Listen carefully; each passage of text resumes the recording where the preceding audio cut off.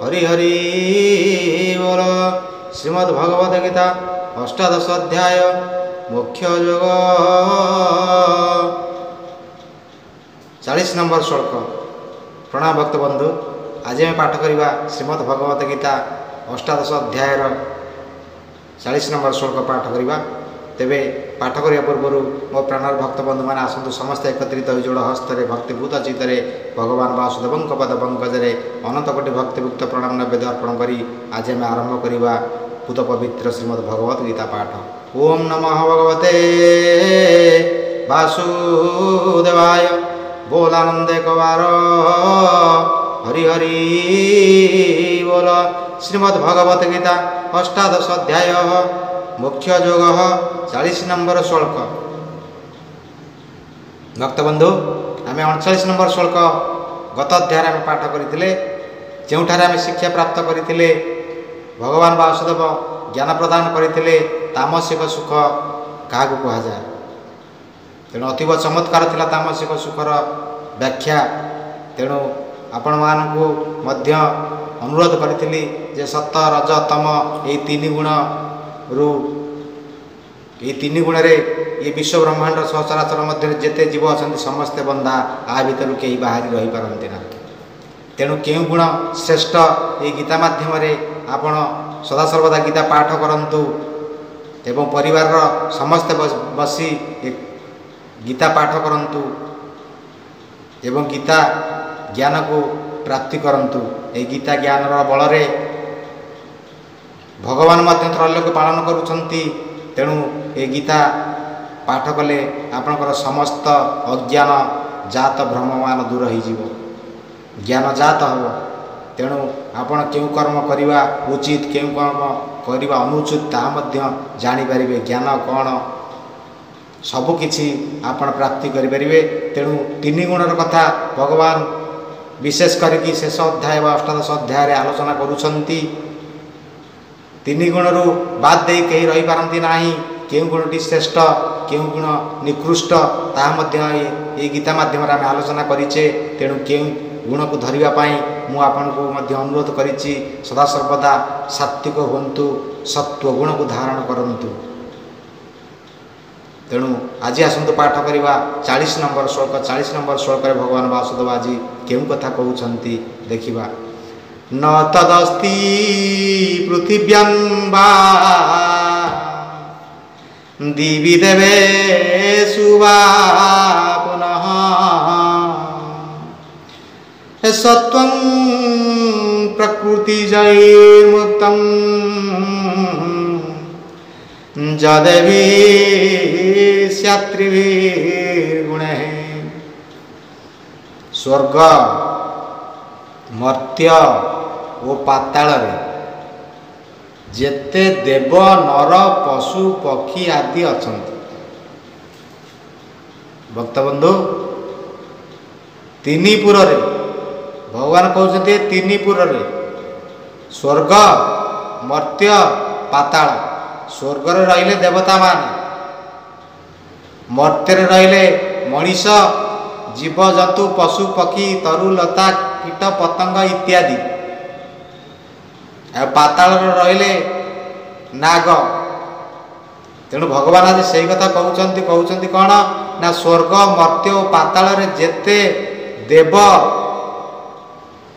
नर पशु और पक्षी आदि अछंती समस्ते प्रकृति जात त्रिगुण रे आच्छन्न। एथिरु भिन्न होई केही रही पारंती नाही। यही तीन गुण भितर सत्व रज एवं तम तीनीपुर रे स्वर्ग मर्त्य पाताल रे देवता नर पशु पक्षी कीट पतंग वृक्ष लता समस्त कहते ये स्वर्ग मर्त्य पाताल ये तीनीपुर रे जेते जीव सब अछंती यही तीन गुण रे मोर बंधा। सत्व रज तम ये तीन गुण रे समस्ते बंधा। ये तीन गुण रु बाहरी केही रही पारंती नाही बोली भगवान कहउछंती 40 नंबर श्लोक रे। पृथ्वी स्वर्ग पाताल रे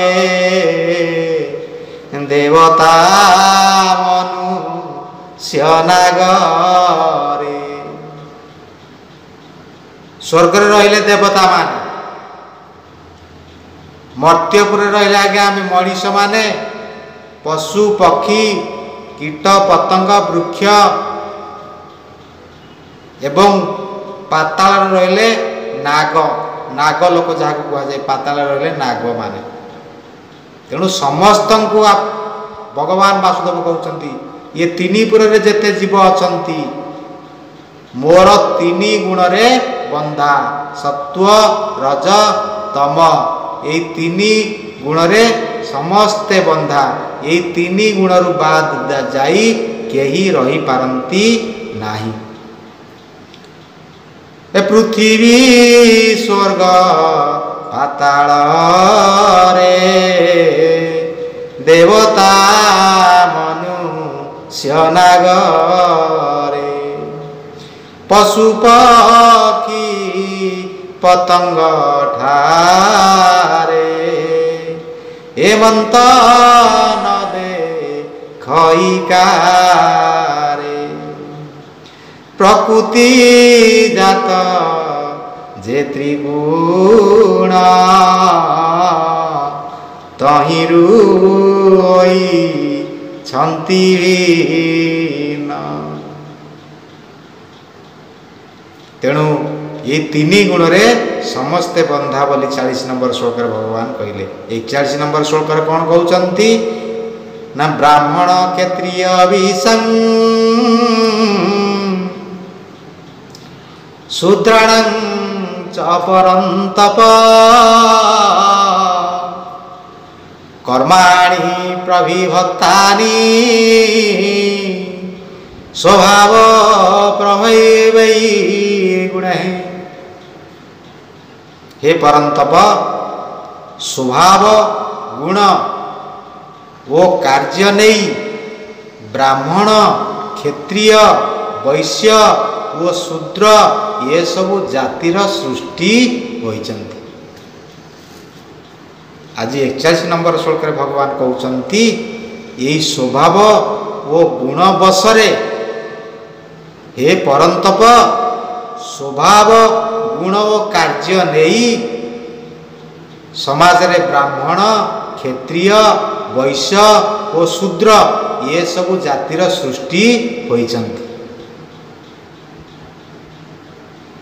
ए ब्राह्मण क्षत्रिय वैश्य हे परंतप शूद्रंकर ए स्वभाव जात गुण नेई कर्म को पृथक कराई एहि स्वभाव गुण नेई जातिर सृष्टि होई चाई। भगवान कहले समाज रे जाति केमिति सृष्टि होईची? ब्राह्मण क्षत्रिय वैश्य शूद्र ये जो चारि जाति समाज रे सृष्टि होईची केमिति सृष्टि होईची?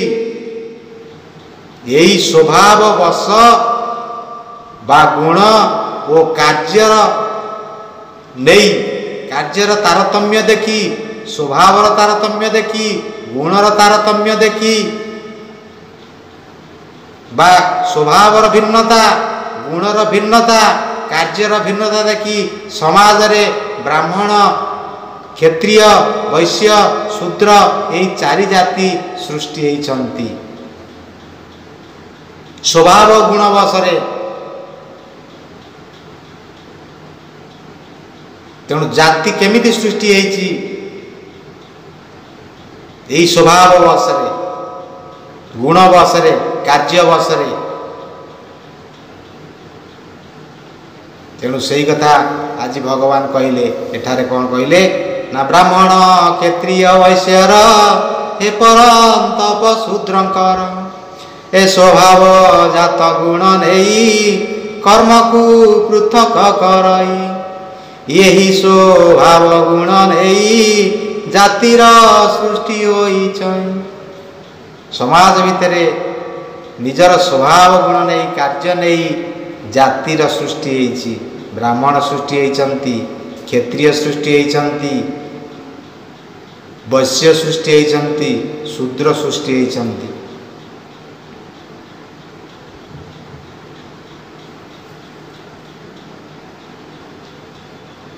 ତେଣୁ ଭକ୍ତବନ୍ଧୁ ଆଜି ଜାତି କେମିତି ସୃଷ୍ଟି ହେଇଛି ସ୍ୱଭାବ ବଶରେ ବା ଗୁଣ ବଶରେ ବା କାର୍ଯ୍ୟର ଭିନ୍ନତାକୁ ନେଇ ସେ ବିଷୟରେ ଆଲୋଚନା କଲେ।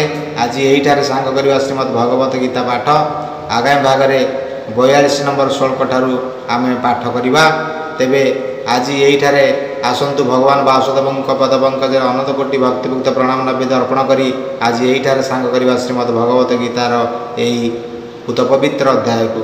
ଓಂ ନମଃ ଭଗବତେ ବାସୁଦେବାୟ।